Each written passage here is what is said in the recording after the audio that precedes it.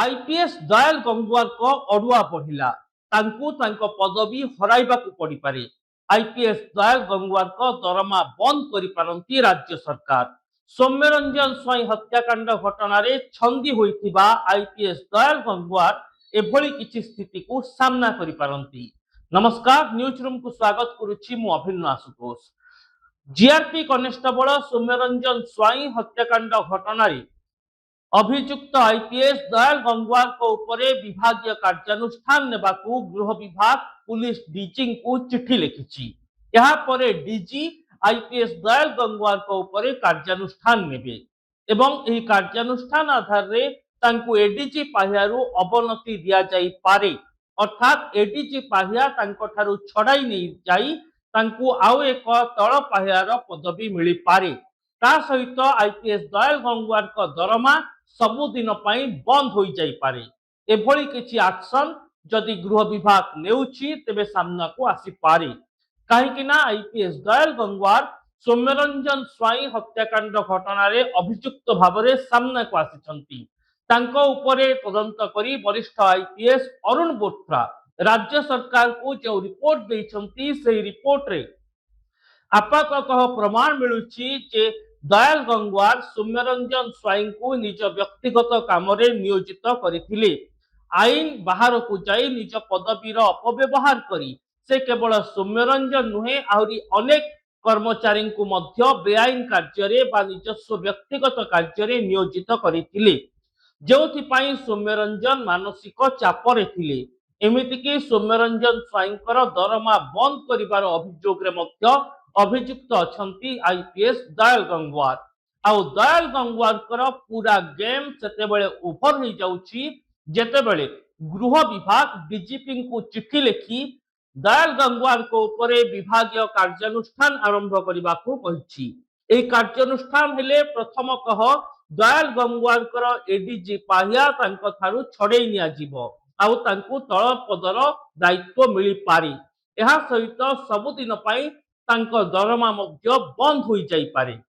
अर्थात जो आईपीएस दयाल गंगवार वर्तमान एडीजी पाहियारे थाई निलंबित होइछंती आगकू से आउ एडीजी रैंक रो ऑफिसर रहिबे नाही, तांको दरमा बंद करिदेबे राज्य सरकार। एवं ये हेउची विभागीय कार्यानुष्ठान रो पूरा प्रक्रिया।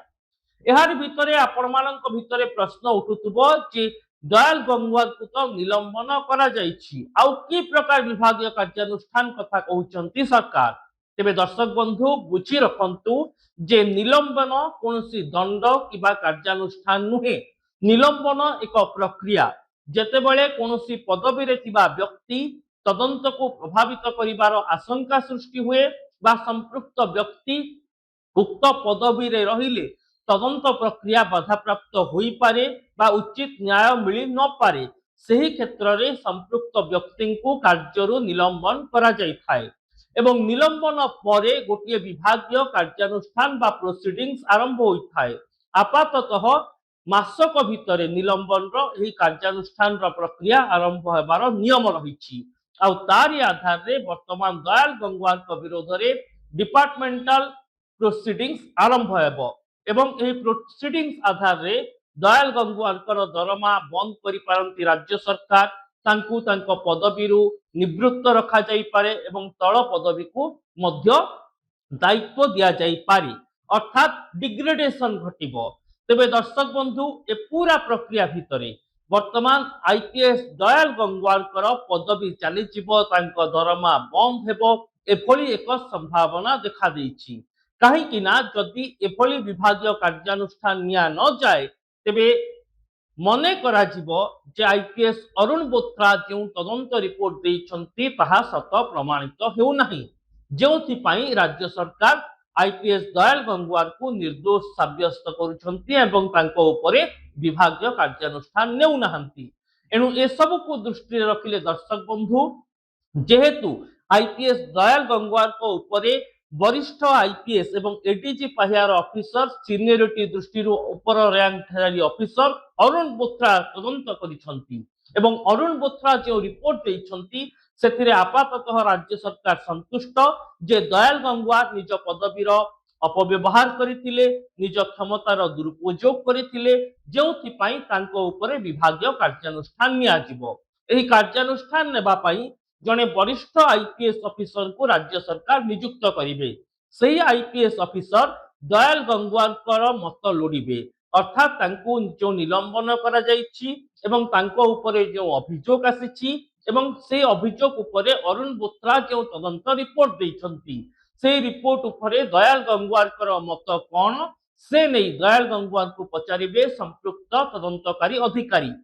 जी कि डिपार्टमेंटाल प्रोसीडिंग्स रो दायित्व नेबे एवं ता सहित अरुण बोथ्रा को मध्य से पचारिबे जे केउ आधार रे दयाल गंगवार विरोध रे से रिपोर्ट देइछन्ति आउ ए सबु रिपोर्ट को तुलना करिबा परे तर्जमा करिबा परे संपृक्त वरिष्ठ आईपीएस अधिकारी विभागीय कार्यानुष्ठान रो सुपारिश डीजीपी को करिबे जेउथिरे तांको दरमा बंद करा जाई पारे तांको तांको पदवीरु हटाई दिया जाई पारे बा एडीजी पाहियार तळ पाहियार ऑफिसर भाबरे तांको दायित्व दिया जाई पारे एमिति किछि विभागीय कार्यानुष्ठान तांको उपरे हेबो।